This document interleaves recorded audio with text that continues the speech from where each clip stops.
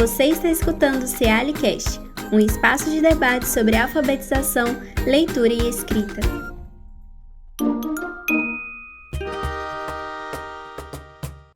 Olá, sejam bem-vindos a mais um CealiCast. Eu sou Luísa Rocha, jornalista do Ceali, e no episódio de hoje nós vamos falar sobre o ensino de ortografia de forma lúdica.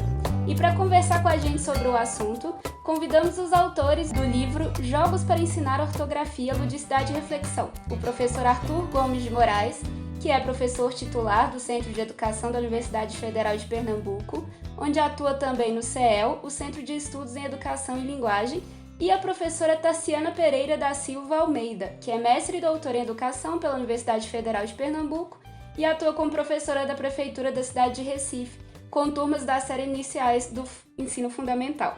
Seja muito bem-vindo, professor Arthur, seja muito bem-vinda, professora Tassiana. Boa tarde, boa noite, bom dia, depende da hora, a todos e todas. Olá, é um prazer estar com vocês aqui nesse momento de conversa. Ótimo, muito obrigada por aceitarem gravar com a gente. Para começar a nossa conversa, vamos falar um pouquinho sobre o livro, né, que é Jogos para Ensinar Ortografia, que vocês propõem esse ensino de maneira mais lúdica e divertida. Então eu queria saber um pouco sobre como surgiu, né, a ideia desse livro e também um pouquinho sobre a importância dessa ludicidade no ensino da ortografia. A origem desse livro tem a ver com Tassiana Almeida, que fez uma proposta já no mestrado dela de criar jogos para ortografia. A gente originalmente não tinha pensado em fazer um livro, mas depois se deu conta que isso era importante. Eu estou tomando a vez, gente, para deixá-la falar bastante já sobre os jogos em si. Bom, jogo é uma coisa boa, a criança gosta e é um recurso fundamental para se ensinar. Eu, desde os anos 80, 86, 87, já vinha criando jogos para promover a consciência fonológica, para ajudar as crianças a avançarem no domínio das relações entre grafias e sons. Mas eu nunca tinha pensado em fazer para ensinar ortografia. Bom, o livro que você mencionou, Luísa, Jogos para Ensinar Ortografia, Ludicidade e Reflexão, ele tem sempre aquela lógica de que, para exercer a sua autonomia docente, para se profissionalizar cada vez mais e mais, o professor precisa conhecer o que ele está ensinando, os objetos de conhecimento, como a gente gosta de falar. E na área de linguagem, de língua portuguesa, um desses objetos é a ortografia. Então, a gente, no início, investe em realmente retomar, revisar coisas que a gente já tinha publicado em outros trabalhos, vendo como está organizada a ortografia do português, quais são os casos regulares diretos, contextuais, morfológicos, quais são as irregularidades. E a gente também, para a professora, quem já sabe, tudo bem, revisa, quem não sabe, entra em contato com o que a gente tem de estudos, conhecer o que é que a gente já sabe sobre como criança aprende ortografia, que não é só repetindo, que não é memorizando, é refletindo, né? Compreendendo o que tem que ser compreendido e memorizando só o que precisa ser memorizado. E aí a gente dedica também a ver pesquisas que já mostram a evidência positiva desse ensino mais reflexivo. Há umas sessões dedicadas a jogos em geral, o papel dos jogos, na aprendizagem em geral e em língua portuguesa, e aí a gente entra com alguns princípios gerais, não é? O que é que a gente, para ensinar ortografia em geral, precisaria, a nosso ver, de Tassiana Almeida e de Arthur Moraes, priorizar. Aí eu vou pedir a Tassiana para começar a falar dos diagnósticos, das coisas mais gerais e contar para a gente quais são os capítulos finais para vocês ficarem curiosos. A gente tem capítulos para cada tipo de jogo regular de nossa ortografia. Bora lá. Boa tarde, né? Como o professor Arthur falou, essa ideia foi surgindo aos poucos. Na nossa pesquisa de mestrado, nós começamos a fazer uma pesquisa piloto, e dessa pesquisa piloto a gente começou a perceber como as crianças se beneficiaram dos jogos para compreender as regularidades diretas. E aí caminhamos para as regras contextuais dentro do mestrado, e quando eu iniciei no doutorado com a proposta de trabalhar com as regularidades morfológicas, aí o professor perguntou, vamos fazer um livro? Nós já temos bastante material. E aí, sim, vamos ao livro, né? Os diagnósticos que nós fizemos foi com turmas de terceiro e quartos anos, né? E aí mostrou para a gente onde é que as crianças erravam mais. E a partir daí nós fomos construindo os jogos, né? Nós temos um capítulo onde trabalha só com as regularidades diretas, que é aquelas que as crianças que estão recém-alfabetizadas ainda encontram dificuldades, né? Porque elas trocam letras que formam os pares mínimos, PB, TD, FV e MM, inclusive palavras também. Então a gente vai fazer com que a criança perceba, por oposição de sons, né, que letra deve usar em cada caso.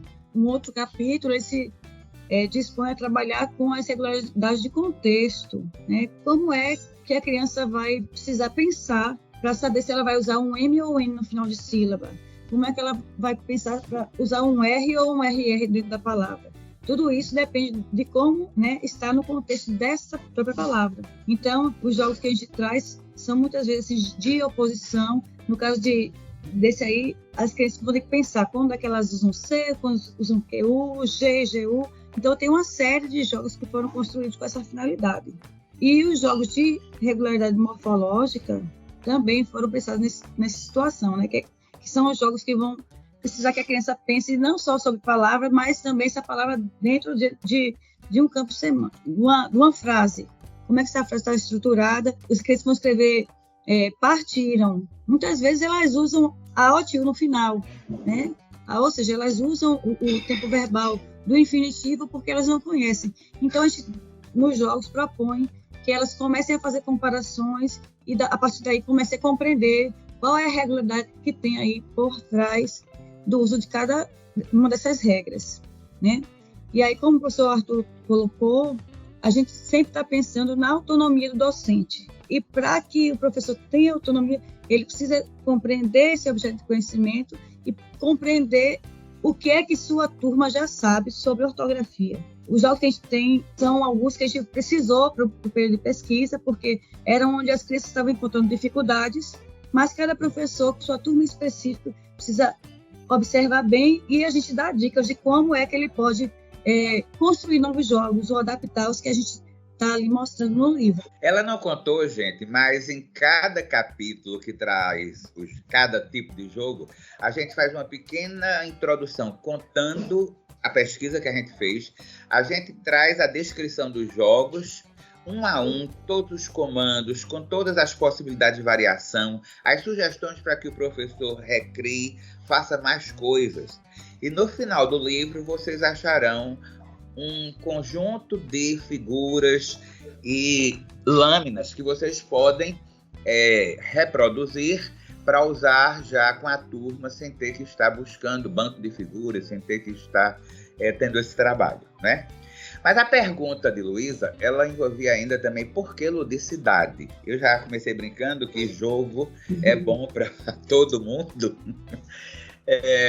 O que a gente vê aqui, o jogo didático que a gente propõe, ele tem uma clareza de que não é para a criança resolver as carreiras simplesmente, não é o quiz que ficou na moda aí nos, grupos que querem vender educação à distância e tudo online, tudo prontinho na tela.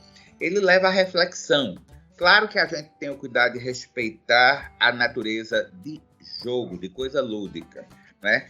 Tassiana pode falar sobre como as crianças se comportam durante o jogo, por que certos professores têm medo de jogo. Pois é. Né? Eu estou em sala de aula há bastante tempo, eu pude perceber, assim, junto com meus colegas, que muitos não utilizam jogos em sala porque modifica totalmente a dinâmica, né, do que está ali. E aí a gente percebe que há um envolvimento, como se diz, um envolvimento voluntário, porque para jogar a criança tem que estar disposta, né? Numa situação de aplicação desses jogos, tinha um menino que não se sentia confortável e não queria participar. Então, logo nas primeiras sessões, ele disse, não vou participar não. Mas assim, a partir da terceira sessão, ele viu que ele era capaz, porque ele ficava no cantinho dele, sem participar diretamente, mas ele estava ali dando dicas para os colegas, né? E a partir daí ele se envolveu. A professora, no final da pesquisa, ela relatou que teve sim um avanço na escrita dele a partir dos jogos. Foram jogos que a gente propôs? Também, né? A gente não pode dizer que não teve uma pequena participação, porque, de fato, o lúdico faz com que a criança se envolva na tarefa, né? E se envolva pensando, querendo acertar, querendo ganhar.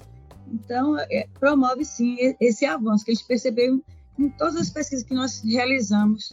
E eles começam a se envolver ao ponto de querer espontaneamente verificar, dizer que o colega errou, que ele é que ganhou naquela rodada. Mas bora adiante, Luísa. Aí a gente vai para a segunda pergunta, que é uma pequena provocação também, né, sobre o uso dos jogos. Ele é suficiente para a gente garantir a aprendizagem das regularidades ortográficas? E aí pode falar um pouquinho, né, sobre o que são as regularidades ortográficas e o que mais que a gente pode fazer além dos jogos. Começa, Tarciana. Fala o que são essas regularidades, para quem ainda não sabe. Essas regularidades foi que a gente acabou de falar, é quando a criança pode refletir sobre a escrita e perceber que por trás delas tem um princípio gerativo, tem uma regra que ela pode chegar a essa conclusão através das proposições que o professor for trazendo para esse momento de reflexão. E aí, como eu já disse, né, temos 3 tipos de regularidades dentro da nossa norma ortográfica, que são as diretas, que implicam nessa mudança de letras dos pares mínimos na palavra.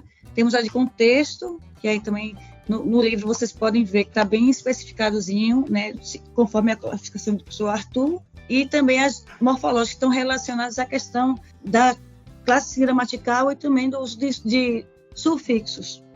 A gente teve o cuidado, Tarciana, de não querer destruir o jogo.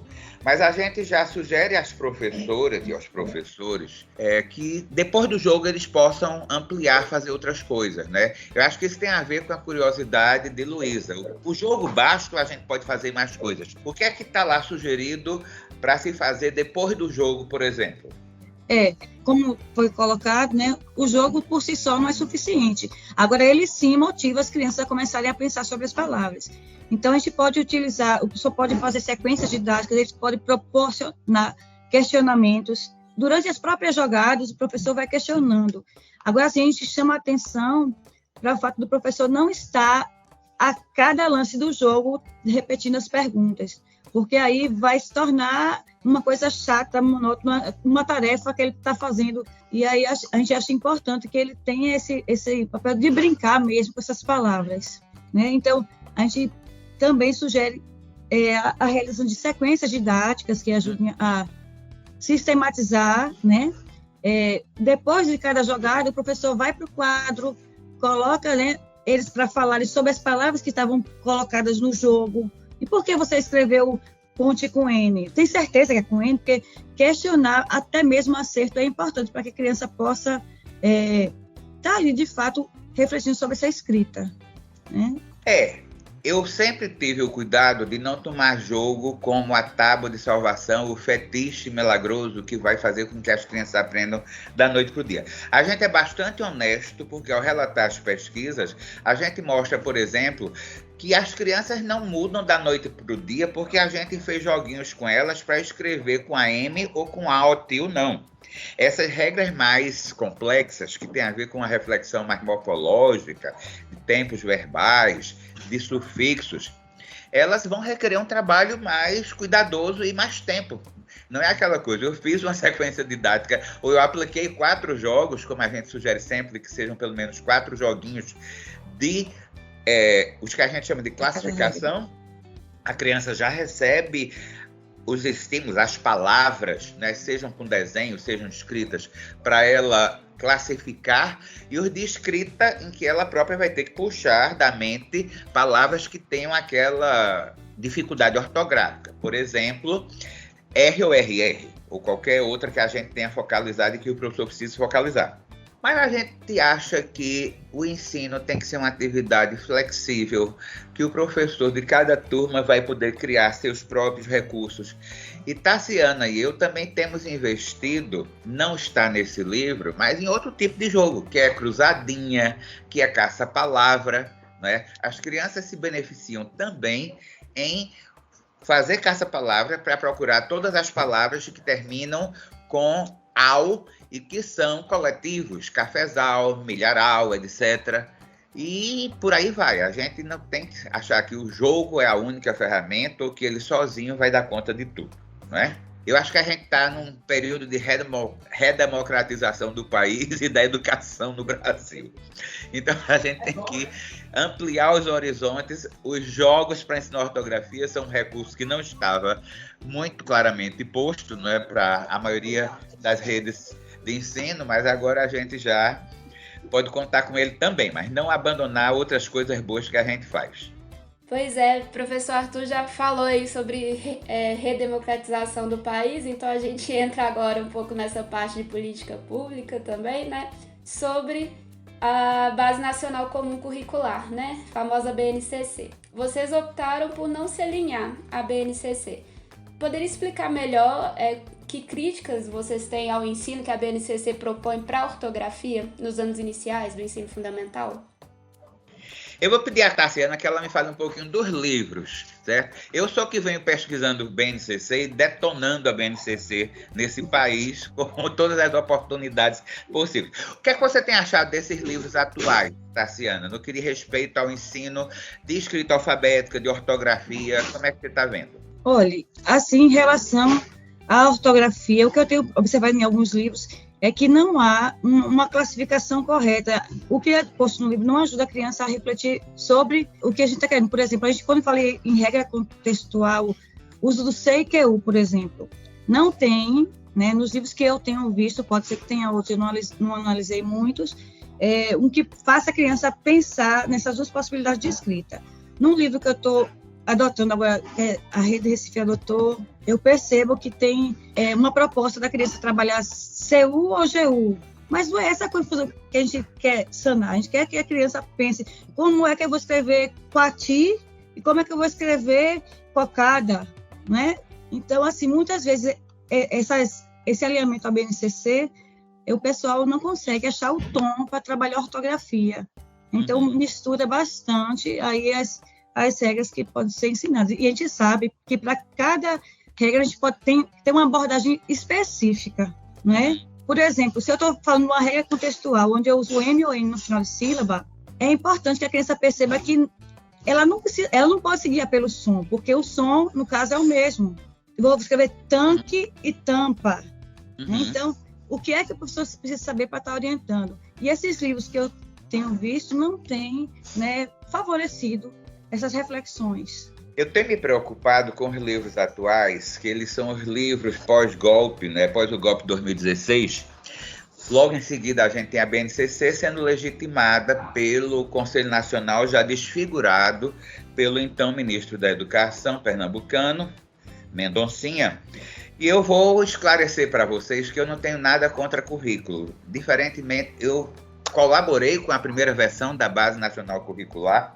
Eu sempre fui a favor de currículos desde os anos 90, sou, nesse sentido, um pouco distante de vários colegas meus das universidades no país.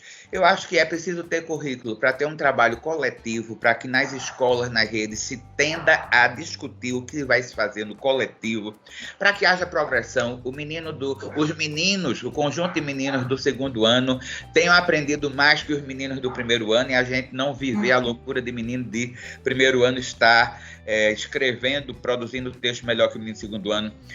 Sou a favor de avaliação em rede, como Magda Soares implantou, né, em Lagoa Santa durante todos os anos, 2007 até 2022 que ela trabalhou lá.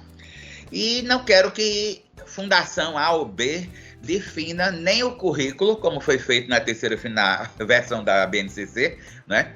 Nem venha definir o que vai se avaliar. Eu acho que cada rede precisa, democraticamente, com os seus professores, com os seus pedagogos, educadores, etc., definir isso. Mas o que eu queria reforçar a partir da análise que Tassiana fez dos livros é que a BNCC, além de ter não garantido um avanço das crianças quanto à compreensão do sistema de escrita alfabética no final da educação infantil, ela reduziu o ciclo de alfabetização a 2 anos. E ela tem Eu não sei quem escreveu, não me interessa, mas ela tem uma série de problemas conceituais. Ora, ela fala em construção do alfabeto, ela depois fala em mecânica da escrita. Quando fala da ortografia do português, ela repete clichês. A ortografia do português é muito irregular. Ela quer que os meninos dominem as coisas mais fáceis, em princípio, PB, TD, FV, só no segundo ano. Mas ela já cobra que, desde o início, eles possam escrever palavras sem emendar, dominando a segmentação das palavras.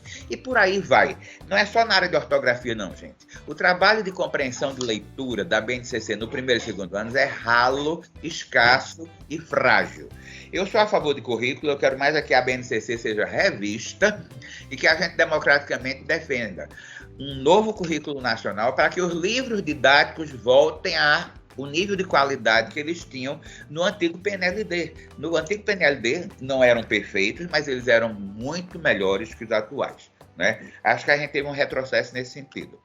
O currículo é necessário. Cada rede precisa definir o seu currículo e precisa revisá-lo. Uma das coisas que Magda Soares nos ensinou, de 2007 a 2022, gente, foram feitas 5 atualizações na proposta curricular municipal de Lagoa Santa. Vejam que coisa brilhante.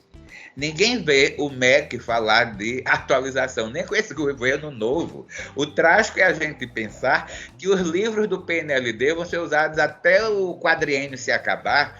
As porcarias que foram colocadas na educação infantil ano passado vão ter que ser usadas e não se fala de revisão da BNCC, pelo amor de Deus, né? É isso, vamos lá. E agora, sobre a proposta de ensinar ortografia por meio dos jogos, prioriza diagnósticos e não fala da avaliação da ortografia das crianças. Vocês podem esclarecer um pouco mais essa disputa entre diagnóstico e avaliação? Veja só, eu não acho que a gente está falando aqui em disputa, né? Porque a diagnóstica que a gente faz é justamente para avaliar o que é que as crianças já sabem, para a partir daí o professor possa estar construindo seus planejamentos para conseguir trabalhar as dificuldades ortográficas que as crianças encontram, né? Então, a diagnose é necessária e é importante que o professor repita de tempos em tempos para ver se, de fato, né, a condução do seu trabalho está favorecendo esse crescimento ortográfico das crianças. A ideia de avaliação de ortografia, ela sempre teve um sentido punitivo, não é?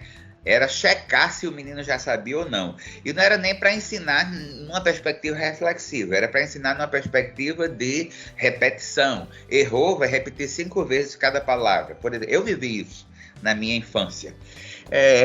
Essa pergunta que Luísa coloca, Tassiana, ela remete a gente ao trabalho de Magda Soares em Lagoa Santa, né? Magda Soares, em mais de uma live, mais de uma entrevista, ela declarou muito claramente que eles lá falavam de diagnóstico, porque a palavra avaliação, ela espanta os professores. Os professores que querem fazer um bom trabalho, quando eles ouvem a palavra avaliação atualmente, eles só pensam nessas avaliações monstrengas, perniciosas, que chegam de paraquedas, são avaliações externas que não tem nada a ver com a rede, que não tem nada a ver com o currículo daquela rede de ensino, para ver se a turma dele está bem ou mal, tem tantos por cento, sei lá quantos por cento de alunos atendendo a ABCD, que não são as habilidades do currículo da rede, e que o professor fica, então, de orelha em pé, porque ele sabe que ou alguns poucos vão ser premiados, aliás, alguns poucos vão ser premiados, e o tom é de punição e responsabilização, né? Eu acho que a gente, Tassiana, todos fazemos o CEL, o Centro de Estudos de Educação e Linguagem da UFPE, sempre fomos favoráveis à existência de avaliações em rede, avaliações diagnósticas, como os diagnósticos a avaliação de Lagoa Santa, né? Nós ajudamos, junto com o CEALE, a construir a Provinha Brasil. Nós, com o CEALE, ajudamos o INEP a construir a ANA, a Avaliação Nacional de Alfabetização. Agora, o que a gente quer garantir é que o professor pratique seus diagnósticos no dia a dia e que o que se tem de levantamento sobre o rendimento das crianças sirva para planejar o ensino, como Tassiana disse. A gente precisa diagnosticar para planejar de maneira ajustada, para saber qual é a heterogeneidade do grupo classe e, sobretudo, para a gente revisar o currículo. Eita, a gente está com uma expectativa muito alta, esses meninos não conseguem dominar tudo isso que a BNCC joga para o terceiro ano, ou seria muito mais lógico, todas as regras contextuais, praticamente, a BNCC só joga para o terceiro ano, tá certo? É uma enxurrada que aparece lá. Ou a gente pensar, não, pode começar no segundo, a gente começa no segundo e no final do ano avalia se no próximo ano mantém, né? Ou se está na hora de mudar os jogos que faz para cada turma do segundo ano, porque esses foram muito exigentes, tá certo? Bom, a gente está chegando no final da nossa conversa. Eu queria saber, professor Arthur, professora Tassiana, tem mais alguma coisa que vocês queiram acrescentar, que acham que é importante falar? Eu acho que a gente quer mais aqui. Vocês conheçam os jogos de ortografia, vão atrás do que a gente propõe como novas leituras, não é? E que vejam, enfim, verifiquem o quanto se pode avançar usando esses joguinhos, não é? Tassiana, que está lá já há anos fazendo isso com a turma dela, eu acho que pode seduzir vocês ainda mais, tá certo? Assim, de fato, eu tenho utilizado bastante os jogos com minhas turmas e eu percebo assim, o envolvimento e o avanço deles. Aí é o meu cuidado de estar assim, sempre monitorando para ver o que cada criança rende, né, de forma individual e o que é que a turma em si consegue avançar, né, de uma forma mais coletiva. Né? Assim, né, a gente está, como o professor Arthur falou, né, convidando a vocês, não tem só o nosso material, no portal do CE, vocês podem encontrar também alguns livros, né, ortografia na sala de aula, pode encontrar também sequência didáticas e jogos para o ensino de ortografia, né? Porque eu ainda acho que o trabalho com ortografia ainda é muito tímido. Ele precisa, né, ser melhor explorado nas salas de aula, né? A gente quer que a criança escreva um texto corretamente, usando a escrita convencional das palavras. Mas quando é que a gente está trabalhando essa ortografia, né? Ela está, de fato, no nosso planejamento como um objeto de conhecimento. Então, fazemos aí um convite a todos vocês para que tenham um olhar assim, mais carinhoso com essa parte da nossa língua portuguesa. E vamos trabalhar. Que agradeço muito, professor Arthur, professora Tassiana, e a todos que ouviram até aqui, muito obrigada. Até a próxima. Muito obrigada. Até a próxima, gente. Foi um prazer, viu?